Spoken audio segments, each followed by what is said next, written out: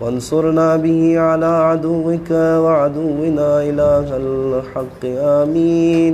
اللهم إنا نشكو إليك فقد نبينا صلواتك عليه وآله، وغيبة ولينا وكثرة عدونا وقلة عددنا وشدة الفتن بنا وتظاهر الزمان علينا. وصل على محمد وآله وعنا على ذلك بفتح منك تعجله، وبزر تكشفه، ونصر تعزه، وسلطان حق تظهره، ورحمة منك تجللناها، وعافية منك تلبسناها، برحمتك يا أرحم الراحمين. اللهم صل على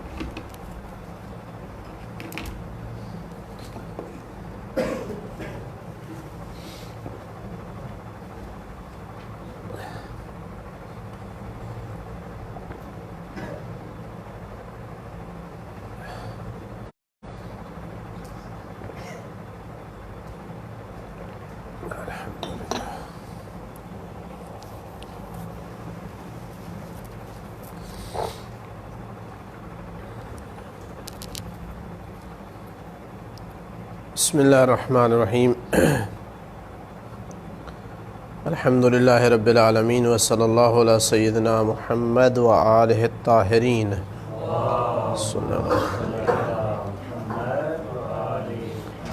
واللعنۃ الدائمۃ علی اعدائہم اجمعین. اعوذ باللہ السمیع العلیم من الشیطان الرجیم.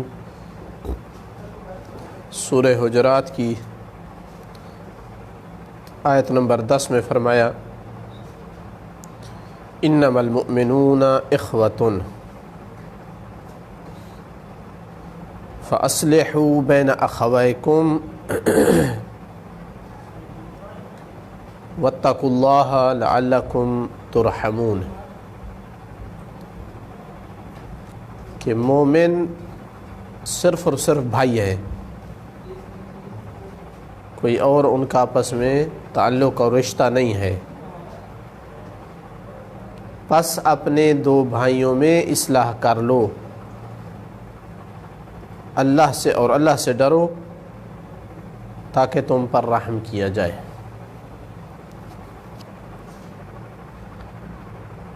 المؤمنون اخوہ،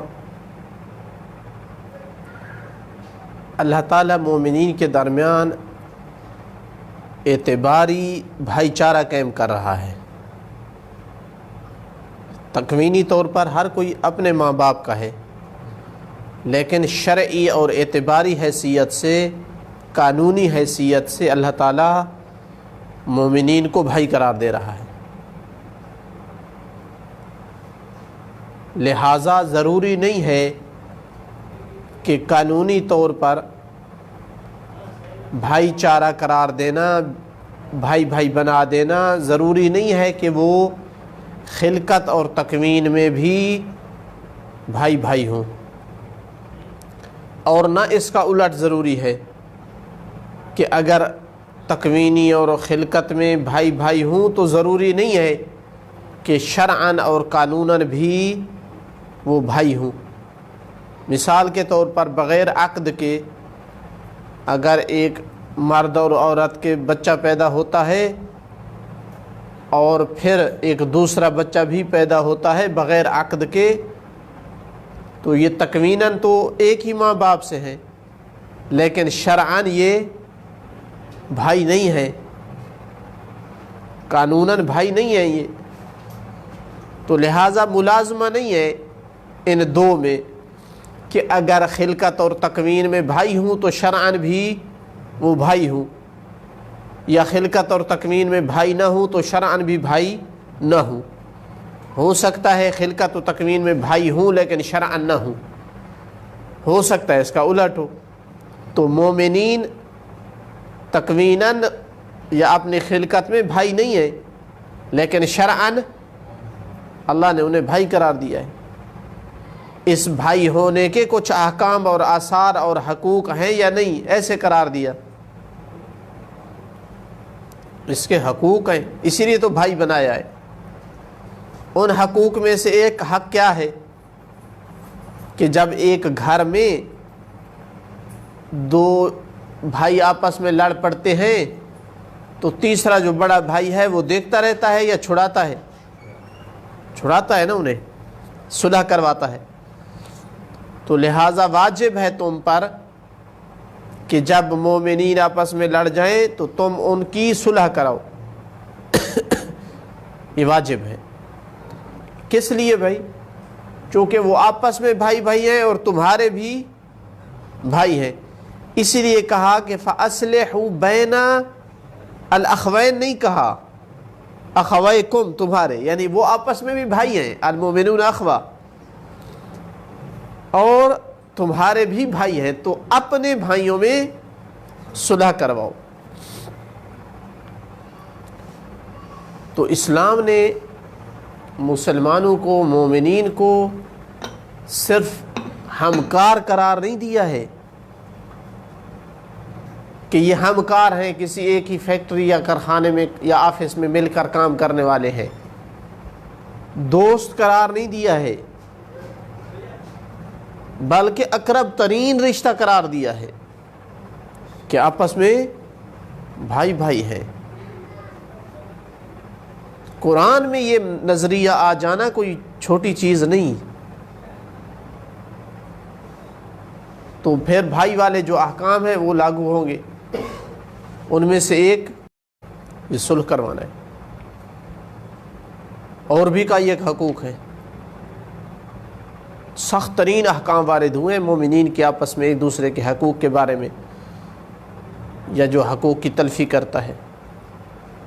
تو روایات نے اس آیت کی خوب تاکید کی ہے اور مزید حقوق بیان کیے ہیں۔ مثلا قرآن نے یہاں تو صرف صلح والا حق بیان کیا ہے،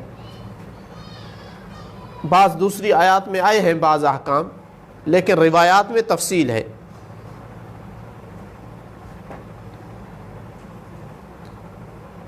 ان النبی صلی اللہ علیہ وآلہ وسلم صلی اللہ علیہ وسلم المسلم اخو المسلم، بھائی ہے مسلمان مسلمان کا، لا یظلمہ ولا یخذلہ ولا یسلمہ، اس پر ظلم نہیں کرتا، اس کو تنہا نہیں چھوڑتا، اس کو مشکلات اور مصیبتوں اور دشمن کے حوالے نہیں کرتا۔ یہ کس کی تعلیم ہے جی؟ رسول اللہ کی۔ جو جھوٹے لبیک یا رسول اللہ کا نعرہ لگا رہے ہیں وہ کتنا اس کی پاسبانی کر رہے ہیں، کتنا ایک اپنے مسلمان بھائی کے حقوق کا خیال کر رہے ہیں۔ تو ان کو لبیک یا شیطان کہنا چاہیے تھا، چونکہ کام شیطان والے ہیں، نہ قرآن والے ہیں نہ رسول اللہ کے فرمان والے ہیں۔ اس کے بیک کو جلانا، اس کو مارنا، یہ کہاں لکھا ہے کہ یہ رسول اللہ کی تعلیمات میں سے ہے؟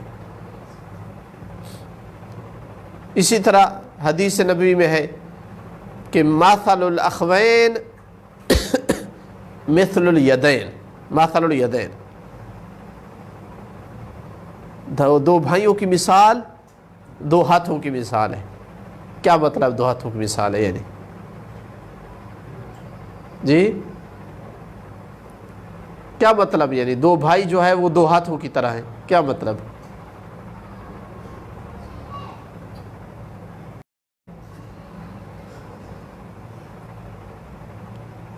پریشان ہونے کی ضرورت نہیں ہے. خود نبی پاک نے فرما دیا تغسل احداہما الاخری، ایک ہاتھ دوسرے کو دھوتا ہے. ایک ہاتھ میلا ہے تو اس کو کون دھوتا ہے؟ دوسرا ہاتھ دھوتا ہے، صاف کرتا ہے.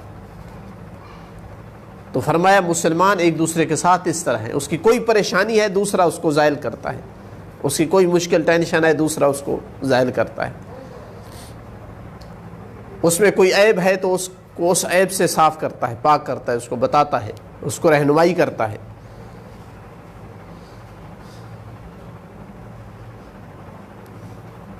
اسی طرح چھٹے امام سے ہے المومن اخو المؤمن، مومن مومن کا بھائی ہے. کل جسد الواحد، ایک جسم کی طرح.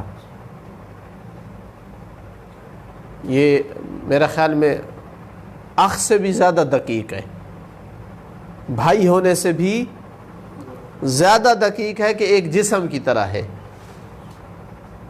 اذا اشتکا شیئا منہ وجد علم ذلک فی سائر جسدہ، اگر کہیں بھی کوئی شکایت ہوتی ہے تو پورے جسم میں اس کا درد محسوس کرتا ہے. مومن اس طرح ہے. وارواحہما من روح واحدہ. ایک اور حدیث میں جب فرمایا کہ المومن اخ المومن، فرمایا عینہ و دلیلہ، اس کا رہنما ہے، اس کا مرشد ہے. لا یخونہ ولا یظلمہ ولا یغشہ ولا یعدہ عدۃ فیخلفہ، نہ خیانت کرتا ہے، نہ ظلم کرتا ہے، نہ غش کرتا ہے، نہ وعدہ دے کر اس کی مخالفت کرتا ہے. تو روایات تاکید کر رہی ہیں اس معنی کی کہ مومنون آپس میں بھائی ہیں. ایک حدیث میں، حدیثیں بہت ساری ہیں حقوق کے بارے میں کہ مومن کا مومن پہ 7 حق ہیں، کہیں 10 حق ہیں، کہیں کچھ. ایک حدیث ہے جس میں 30 حق ہیں، مومن کے مومن پر 30 حق ہیں. ہم سے کوئی پوچھے تو شاید 2-4 مشکل سے بیان کر سکے.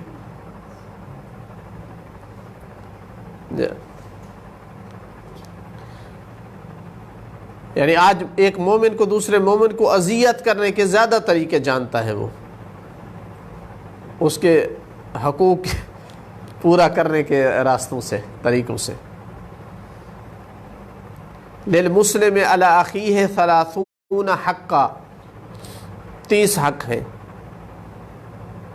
لا براءۃ لہ منہا الا بالاداء، ادا کیے بغیر ان سے جان نہیں چھوٹے گی. او العفو یغفر ذلتہ، او العفو یا وہ بخش دے، یہ علیحدہ بات ہے. یا ادا کرے یا معافی مانگے. پہلی یغفر ذلتہ، اس کی کوتاہی کو بخش دے. یرحم عبرتہ، رو پڑے تو اس پہ رحم کرے، کسی بھی مشکل کی وجہ سے وہ رو پڑا ہے، رحم کرے. یستر عورتہ،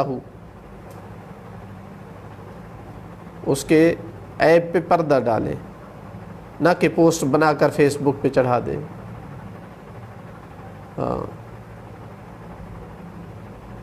آج کل کیا کرتے ہیں اور سیو کر لیتے ہیں، کسی موقع پہ کام دے گی، اس کو بتاؤں گا.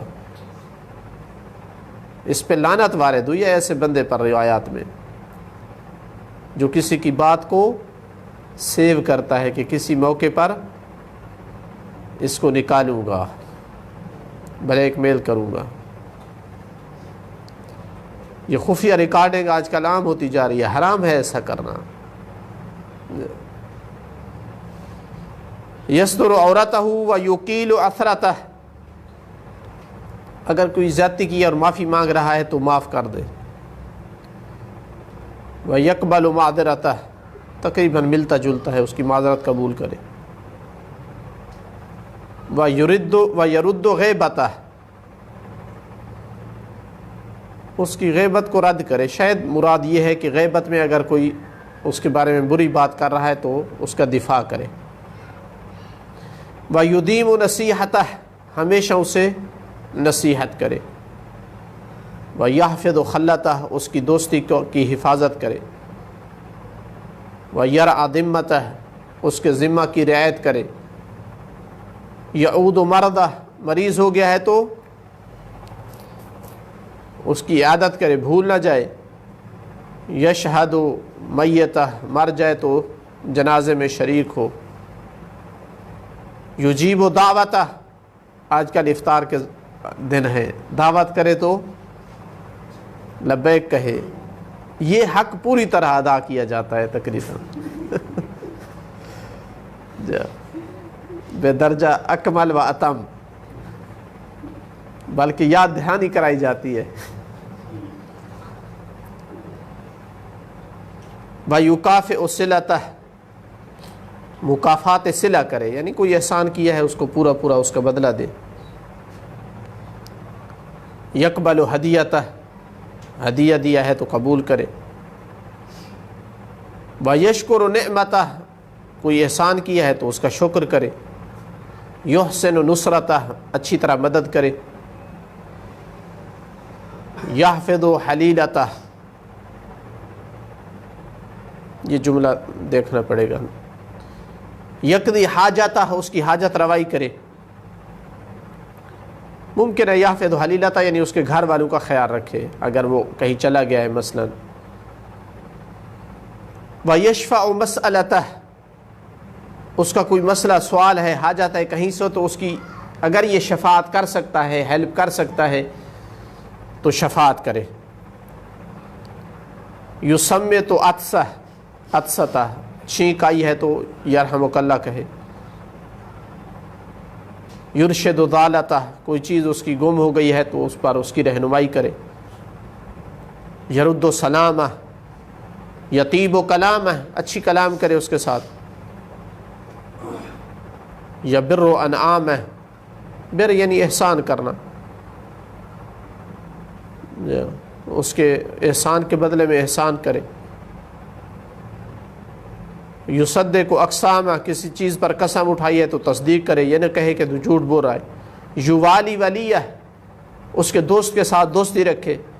ولا یعادی، دشمنی نہ کرے۔ وینصرہ ظالما و مظلوما، ظالم ہو یا مظلوم ہو اس کی مدد کرے۔ یہ کیسے؟ ظالم ہو یا مظلوم ہو اس کی مدد کرے، شکر ہے امام نے خود بیان کر دیا۔ اما نصرتہ ظالما، ظالم ہو تو اس کی مدد کرے، کیسے؟ فیردہ عن ظلمہ، ظلم سے اسے پلٹائے، یہ اس کی مدد ہے۔ واما نصرتہ مظلوما، اور اگر وہ مظلوم ہے تو اس کی مدد کیسے کرے؟ فیعینہ علی اخذ حقہ، اس کے حق کے لینے میں اس کی مدد کرے۔ ولا یسلمہ ولا یخذلہ، نہ اس کو دشمن کے حوالے کرے اور نہ ہی تنہا چھوڑے۔ وَيُحِبُّ لَهُ مِنَ الْخَيْرِ مَا يُحِبُّ لِنَفْسِهِ، جو اپنے لیے پسند کرتا ہے اچھائی اس کے لیے وہی پسند کرے۔ اچھائی نہ کہ جس طرح وہ ہوتا ہے نشے والا، خود نشئی ہے تو ساتھ دوسروں کو بھی نشے پہ لگائے، نہ جو اچھائی اپنے لیے پسند کرتا ہے وہ اس کے لیے بھی پسند کرے۔ ہاں، سگریٹ والا کہتا ہے اس کو لگاؤں گا سگریٹ پہ تو میرا بھی کام چلے گا، ہیں؟ ہاں، یہ نہیں ہے حق مومن کا۔ وَيَكْرَهُ لَهُ مِنَ الشَّرِّ مَا يَكْرَهُ لِنَفْسِهِ، اور جو اپنے لیے ناپسند کرتا ہے چیز اس کے لیے بھی ناپسند کرے۔ تو یعنی دنیا میں بہت ساری چیزیں، حقوق، انصاف پامال ہے، بالخصوص مومنین والے حقوق کا تو کوئی حال نہیں، اصلا کوئی رعایت نہیں مومنین کے حقوق کی۔ اہانت کی جاتی ہے، انسلٹ کی جاتی ہے، اس کے راز کو زیادہ سے زیادہ فاش کیا جاتا ہے۔ محتاج ہو تو بجائے قرض حسنہ یا مدد کرنے کے الٹا اس کو سود وغیرہ لیا جاتا ہے۔ تو بہت زیادہ ضرورت ہے اس ٹاپک پہ گفتگو کرنے کی۔ شدید روایات ہیں کہ وہ ہمارا نہیں ہے، ہم سے کوئی تعلق نہیں اس کا جو ہمارے شیعہ کے ساتھ اچھا نہیں ہے، مواسات اخوان نہیں کرتا ہے۔ متعدد عناوین ہے، مواسات الاخوان، قضاء حاجت الاخوان، اطعام المؤمنین، مثلا ادخال سرور فی قلب المؤمن، اشرات العناوین ہے جو بعض واجبات ہیں، بعض آداب و مستحبات ہیں۔ اللہ تعالیٰ گناہ معاف کرتا ہے ان پہ ایک ایک کام پہ۔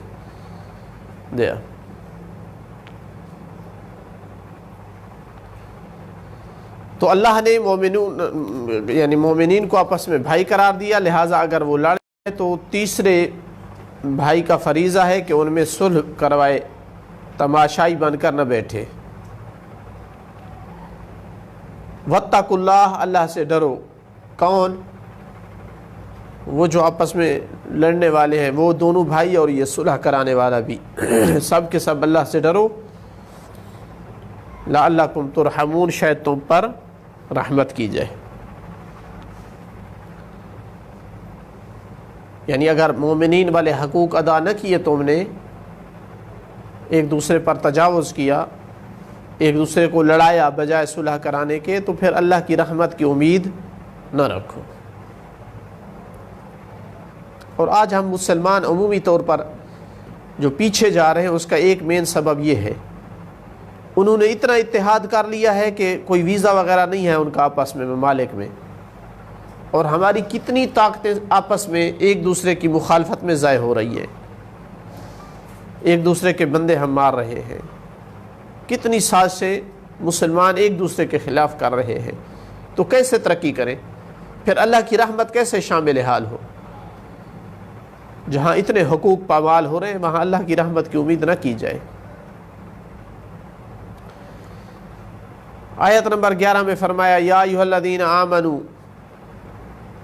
لا یسخر قوم من قوم۔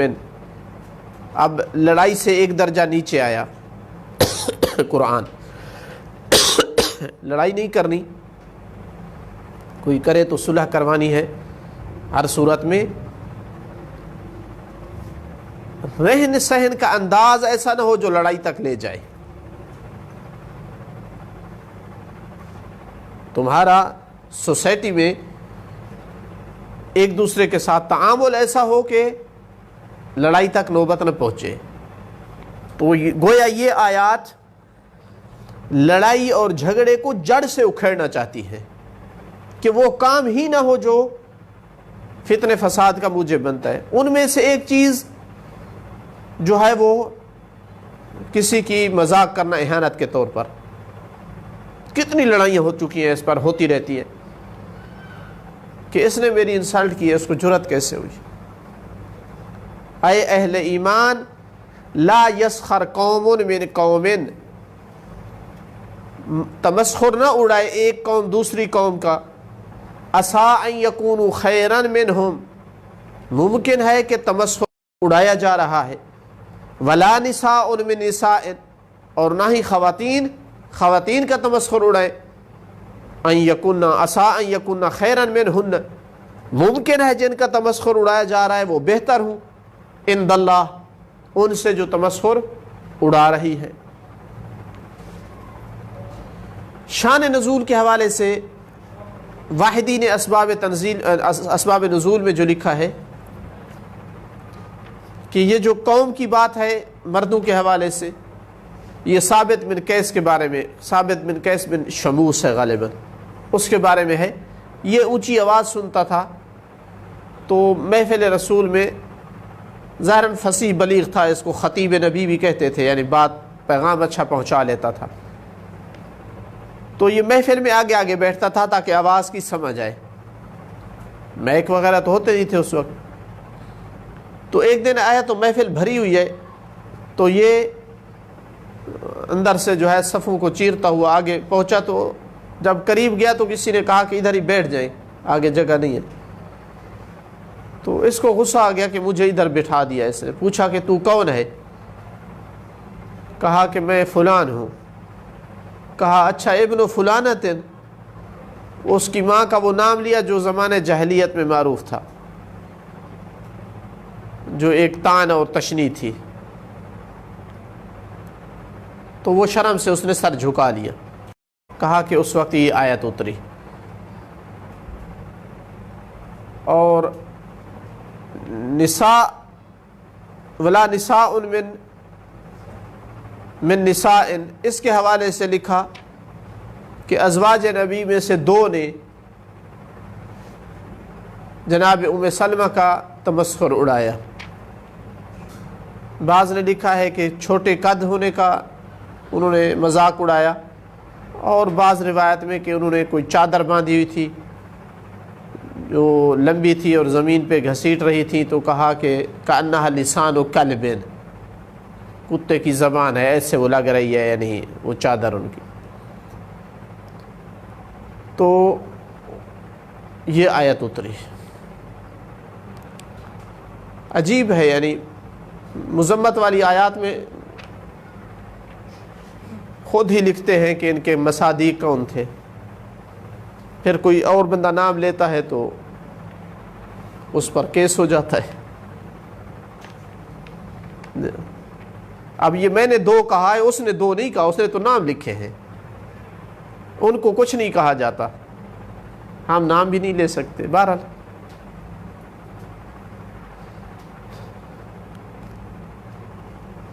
جو بھی ہو اس کا مصداق، بالنتیجہ آیت یہ پیغام دے رہی ہے کہ جو ہے وہ تمسخر اڑانا جائز نہیں ہے، چونکہ یہ عام مذاق نہیں. تمسخر وہ مذاق ہے جس میں احتقار ہوتا ہے، جس میں استدلال ہوتا ہے، یعنی پرلے بندے کو ذلیل سمجھ کر، حقیر سمجھ کر مذاق اڑانا، جس میں اہانت ہوتا ہے. جس طرح کہ قیامت کے دن مومنین کہیں گے ان نسخر منکم کما تسخرون، جس طرح تم دنیا میں مسخرہ اڑاتے تھے آج ہم مسخرہ اڑاتے ہیں تمہارا. بعد میں جناب اخطب، یہ حیی بن اخطب یہودی تھا، اس کی بیٹی تھی. جنگ خیبر جب فتح ہوئی تو رسول اللہ نے اس سے پڑھتے ہیں صفیہ بن حی بن اخطب. تو اس نے کہا کہ مجھے عورتیں کہہ رہی ہیں، ظاہراً یہاں بھی وہی تھیں جو ام سلمہ سے مذاق کرنے والی تھی، وہ مجھے کہتی ہیں یہودیہ بنت یہودی.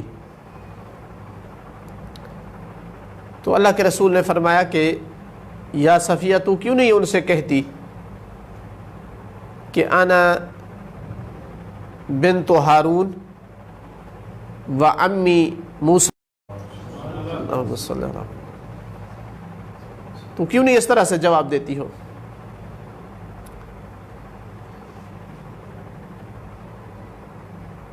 تمسخر اڑانا، اس کے پیچھے اگر اس کی تحلیل میں جائیں تو جو عنصر کار فرما ہے اس میں وہ تکبر ہے، اپنے کو دوسروں سے افضل سمجھنا ہے، دوسرے کو اپنے سے کم تر سمجھنا ہے. تب یہ کسی کا انسان اس حالت میں تمسخر اڑاتا ہے.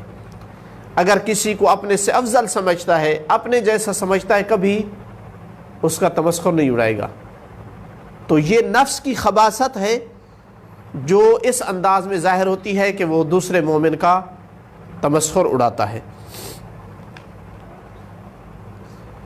اچھا، ایک دفعہ کہا کہ لا یسخر قوم من قوم، اور پھر کہا کہ لا نساء من نساء. یہاں پر بعض اہل لغت نے لکھا ہے کہ قوم اصل میں صرف مردوں کے لیے ہے، کہیں پہ غلبتاً مراد لیا جاتا ہے خواتین بھی، لیکن جو اصل میں یہ لفظ ہے یہ صرف مردوں کے ساتھ خاص ہے، کیونکہ مہم ترین امور جو ہے وہ مرد انجام دیتے ہیں خواتین کے بغیر، تو ان کے لیے لفظ قوم کا استعمال ہوا.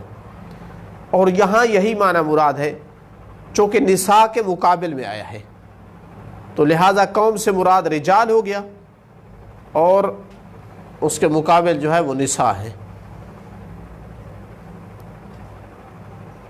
تو مومن جب ایک دوسرے کے بھائی ہیں گزشتہ آیت میں، تو بھائی ہونے میں پھر کوئی فرق نہیں کہ کوئی کون سی زبان بولتا ہے، اس کا رنگ کیا ہے، مالی حیثیت وہ غریب ہے یا امیر ہے، علاقے کس کا رہنے والا ہے، بغیر اس فرق کے مومنین بھائی ہیں، اور ان میں سے کسی کا بھی تمسخر اڑانا وہ فعل حرام ہے۔ لیکن یہاں سوال یہ ہوتا ہے کہ شان نزول میں جو موارد ذکر ہوئے ہیں، کیا ان میں کہہ سکتے ہیں کہ وہ مومنین کے لسٹ میں ہیں؟ یا ایھا الذین آمنوا یہ شامل ہے ان کو، لا یسخر قوم من قوم، شان نزول میں جو موارد ہوئے ہیں ذکر، اس کا جواب یہی سوال کیا گیا امام صادق علیہ الصلوۃ والسلام سے، اللہم صلی علی محمد وعلی محمد۔ تو امام علیہ السلام نے فرمایا کہ یا ایھا الذین آمنوا ہر اس کو شامل ہے جو ظاہر میں شہادتین کا اقرار کرتا ہے، چاہے وہ منافق ہے اور چاہے وہ ضال اور گمراہ ہے، لیکن مسلمان ہے تو یا ایھا الذین آمنوا شامل ہے۔ تو لہٰذا کل بھی جو ہم نے اعتراض کیا ہے کہ شان نزول میں جو روایات وارد ہوئی ہیں ان پر مومنین کا اطلاق کیسے ہو، تو مومن کا اطلاق بمعنی خاص بھی ہے اور بمعنی عام بھی ہے۔ ہر کلمہ گو بمعنی العام مومن ہے، لیکن مومن خاص وہ ہے جو اہل بیت کی ولایت رکھتا ہے اور ان کی اتباع کرتا ہے۔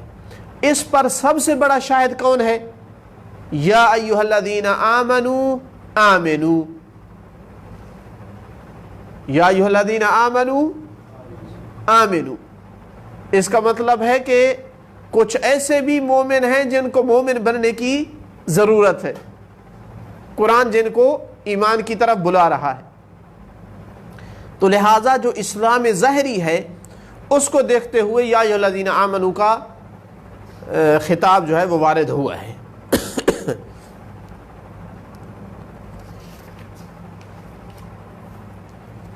عسیٰ ان یکون خیرا منہم، اے اہل ایمان تمسخر نہ اڑاؤ ایک قوم دوسرے قوم کا، ممکن ہے کہ جن کا تمسخر اڑایا جا رہا ہے وہ بہتر ہو اس سے جو یہ فعل حرام انجام دے رہا ہے۔ یہ حکمت کی طرف اشارہ ہے کہ تمہیں کیا پتہ دوسرا بندہ کیسا ہے، تو دیکھ رہا ہے نا کہ تجھ سے کم ہے، ممکن ہے اللہ کی نگاہ میں تجھ سے افضل ہو،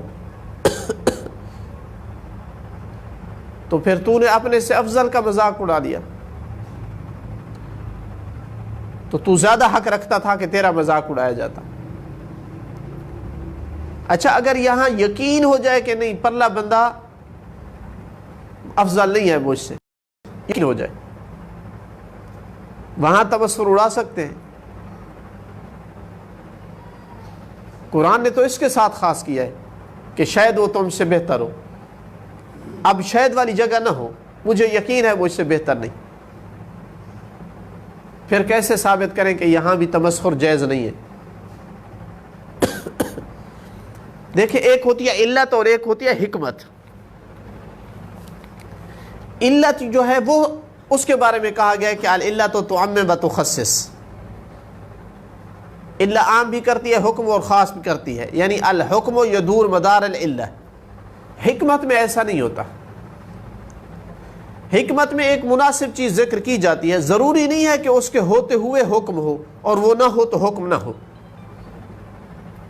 جیسے مثال دوں ایک، قرآن نے کیا کہا کہ تم اپنی ربائب کے ساتھ نکاح نہیں کر سکتے ہو جو تمہاری گود میں ہے۔ ربیبہ اس لڑکی کو کہا جاتا ہے جو کسی کی بیوی کے ساتھ پہلے شوہر سے آئی ہے، خاتون شوہردار تھی، پہلے فوت ہو گیا، طلاق ہو گئی، اس کی بیٹی ہے، اب جو دوسرا مرد ہے جس نے اس سے شادی کی ہے اس کی نسبت یہ لڑکی ربیبہ ہے۔ تو قرآن نے کہا ہے کہ یہ تمہارے اوپر حرام ہے ربیبہ جن کو تم نے اپنی گودوں میں پالا ہے۔ اچھا، اب اگر یہ لڑکی اپنی ماں کے ساتھ آ گئی تو پھر تو دوسرے شوہر نے پالا ہے اپنی گود میں، لیکن اگر نہ آئی پہلے شوہر کے پاس رہی تو پھر دوسرے شوہر کے لیے حلال ہے یا حرام ہے؟ جی پھر بھی حرام ہے، چونکہ پھر بھی بیوی کی بیٹی ہے نا، گود میں پالے یا نہ پالے وہ بیوی کی بیٹی ہے۔ تو یہ جو قرآن نے ذکر کیا ہے جنہیں تم گود، کہ گویا ایسے ہے جیسے تم اپنی بیٹیوں کو پالتے ہو، یہ بھی اسی طرح ہے، چاہے کوئی نہ بھی پالے تو حرمت والا حکم باقی رہے گا، چونکہ اصل حرمت کی یہ ہے کہ وہ بیوی کی بیٹی ہے۔ تو یہاں بھی اصل تمسخر اڑانا حرام اس لیے ہے کہ وہ مومن ہے اور تمہارا بھائی ہے، اس کے حقوق ہیں۔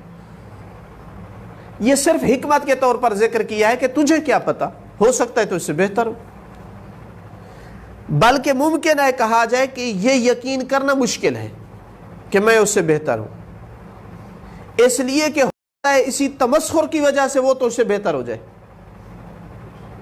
تمہارا تکبر کے انداز میں یہ تمسخر اڑانا اللہ کو اتنا ناپسند ہو کہ وہ گناہ گار آدمی تو اس سے بہتر ہو جائے۔ تو اصلا یہ فرض کرنا کہ یقین ہو جائے کہ میں اس سے بہتر ہوں، یہ ممکن نہیں ہے۔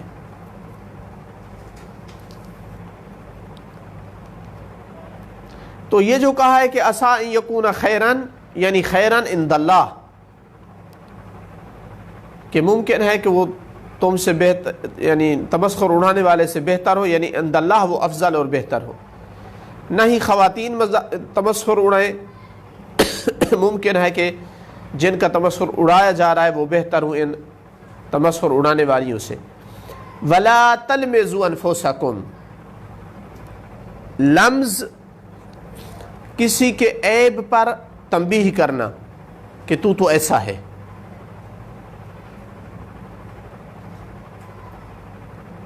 مثال کے طور پر کہ اس سے کہے کہ تو وہی نہیں کہ جس نے زنا کیا تھا، اس کو لمز کہا جاتا ہے، اس کے عیب بنا دینا، عیب کے ساتھ۔ دیکھیں اللہ کتنا ستار العیوب ہے۔ اب وہ جو عیب ہے معصیت خدا ہے، اللہ کی معصیت ہے، لیکن اللہ پسند نہیں کرتا کہ بندوں میں کوئی بندہ اس کا طعنہ دے۔ حرام کیا ہے اس پر کسی دوسرے پر کہ وہ اس عیب کے ساتھ اس کو طعنہ دے۔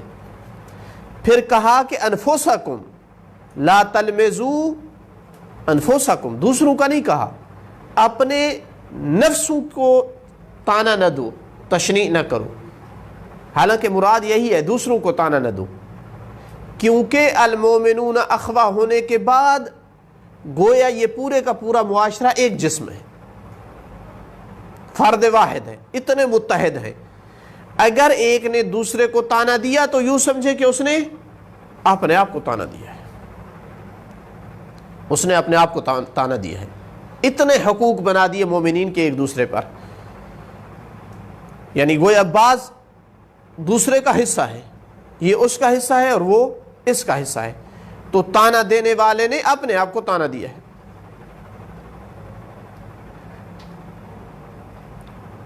وَلَا تَنَابَزُوا بِالْأَلْقَابِ، نبز اللقب السیء، برے لقب کو نبز کہا جاتا ہے۔ تو تنابز بالالقاب یعنی برے القاب سے نہ پکارو، لا تنابزوا بالالقاب، جیسے کہ کوئی کہے یا فاسق یا حمار مثلا، یا زانی یا خبیث، برے القاب سے نہ پکارے۔ جی جی ہاں، جی ہاں، گالی عام طور پر اس میں داخل ہے، جو اکثر ہم گالیاں دیتے ہیں وہ اسی تنابز بالالقاب میں آتی ہے۔ جی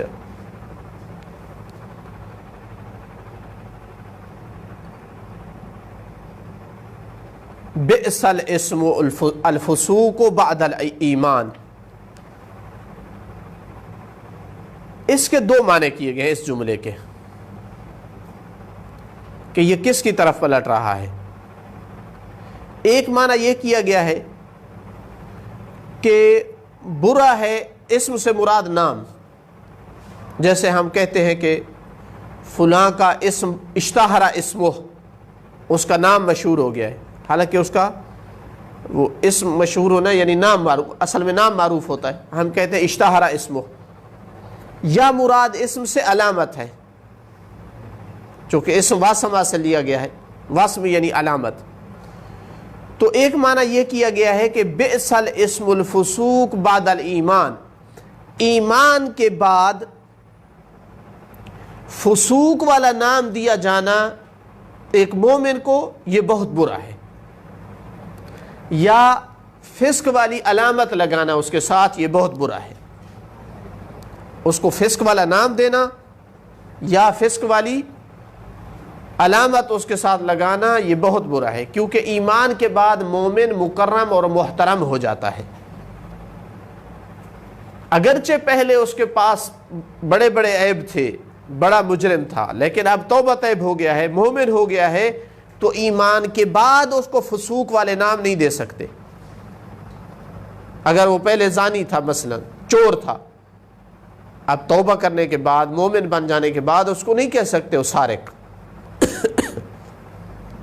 چونکہ اب المؤمنون اخوہ میں آ گیا ہے، اس کے حقوق ہیں۔ دوسرا معنی یہ کیا گیا ہے کہ بئس الاسم الفسوق بعد الایمان، کہ کوئی بندہ اگر مومن تو مومن ہونے کے والے نام دینا بہت برا کام ہے۔ کسی کو فسق والے نام دینا، فسق والی وصف دینا، لگانا، یہ ایک مومن کے لیے بہت برا عمل ہے۔ حالانکہ ایمان بہت بڑی چیز ہے، اس نے بہت بڑا کام کیا ہے، افضل العبادہ ایمان ہے، لیکن ایمان کے بعد یہ والی حرکت کرے یہ بہت برا ہے۔ گویا کہ ایمان والا ثمرہ مرتب نہیں ہوگا اگر اس نے دوسرے مومنین کو برے القاب سے پکارا۔ وَمَن لَمْ يَتُبْ، اور جس نے توبہ نہ کی، فَأُولَئِكَ هُمُ الظَّالِمُونَ، پس یہ لوگ ظالم ہیں۔ اس میں اشارہ ہے کہ کچھ لوگ یہ کر چکے ہیں، اس لیے کہا کہ جس نے توبہ نہ کی، یعنی صحابہ میں یا صحابیات میں کچھ یہ کام کر چکے ہیں، اس لیے دھمکی آ رہی ہے کہ جس نے توبہ نہ کی تو یہ لوگ ظالم ہیں۔ دیکھیں اللہ فیصلہ کر رہا ہے، وہ کسی اور کو ظالم، خبیث، ملعون وہ کہہ رہا تھا، اللہ نے فیصلہ کر دیا ہے کہ تو ظالم ہے، یعنی تو حق رکھتا ہے کہ تجھے یہ برا نام دیا جائے، یہ برا لقب دیا جائے۔ ظالم برا القاب میں سے ہے، تو اسی لیے کہا جاتا ہے کہ جو کسی کو گالی دیتا ہے اگر وہ ناحق ہے تو گالی اس کی طرف پلٹ آتی ہے۔ وہ گالی پلٹ آتی کا کیا مطلب ہے؟ وہ اس وصف کا مستحق ٹھہرتا ہے، یہ معنی ہے گالی پلٹنے کا، وہ اس وصف کا مستحق ٹھہرتا ہے۔ تو اللہ تعالیٰ بھی یہی فرما رہا ہے کہ اگر جس نے یہ کام کیا اور توبہ نہ کی تو یہ ظالموں میں سے ہے۔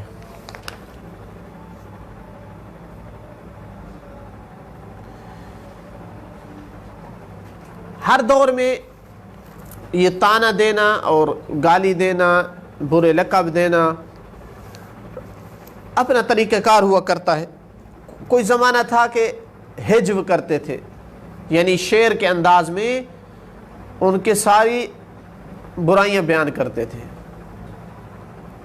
پہلے دور میں۔ آج کے زمانے میں یہ کام بہت زیادہ سوشل میڈیا کے ذریعے سے کیا جا رہا ہے، حتیٰ کہ اس کی کوئی بری پکچر لگا کر جو نقص اور عیب والی ہو، اگر وہ مومن ہے اور اس کے حقوق ہیں تو وہ اس زمرے میں آتا ہے۔ چونکہ یہ خاص نہیں ہے تمسخر اڑانا، آپ قول سے اڑائیں، آپ کسی فعل سے اڑائیں، آپ کسی اشارے سے اڑائیں، آنکھ کے اشارے سے بھی کسی کا تمسخر اڑایا جا سکتا ہے۔ تو لہٰذا اس پہ دھیان دینا چاہیے کہ کسی مومن کے بارے میں سوشل میڈیا پہ ایسا کام کرنا یہ غلط ہے، بلکہ یہ جو بعض خباثت کرتے ہیں اور رسول اللہ صلی اللہ علیہ وآلہ وسلم کے اہانت آمیز خاکے تیار کرتے ہیں، ایسی چیزوں کو بھی شیئر کرنا حرام ہے۔ یعنی بعض دفعہ آپ نے ایجاد نہیں کیا اس کو، لیکن صرف شیئر کر رہے ہیں، رسول اسلام کے بارے میں ہو، کسی مومن کے بارے میں ہو۔ چند دن پہلے ایک طالب علم نے مجھے میسج کیا کہ کسی طالب علم کا کوئی کرپشن پکڑی گئی اور ویڈیو آ گئی اس کی، تو ایک دفعہ ذہن میں آیا کہ چلو بھائی بھیجے دیکھیں کون ہے،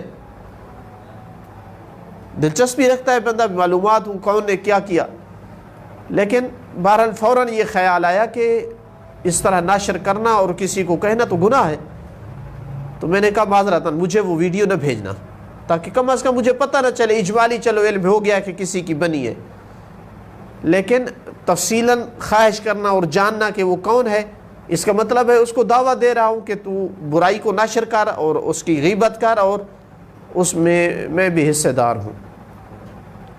تو سوشل میڈیا جہاں اچھائی کی ترویج اور اچھی باتیں کرنے کی اور پھیلانے کا بہت بڑا ایک ذریعہ ہے، وہاں خیال رکھنا چاہیے کہ بندہ اس طرح کی چیزوں میں نہ پڑ جائے، کسی کو جو ہے وہ تنابز بالالقاب نہ ہو جائے، کسی کا تمسخر نہ ہو جائے، کسی کا لمز نہ ہو جائے، تب ان کی بات ہے جو مومن ہیں، جن کے حقوق ہیں، جو اس کا زمرے میں آتے ہیں فَأُولَٰئِكَ هُمُ الظَّالِمُونَ، تو اس کا گویا اللہ تعالیٰ نے بھی اٹھا لیا تکلیف ہم سے کہ اگر وہ ظالم ہیں تو پھر ان کے یہ حقوق نہیں ہیں۔ والحمدللہ رب العالمین۔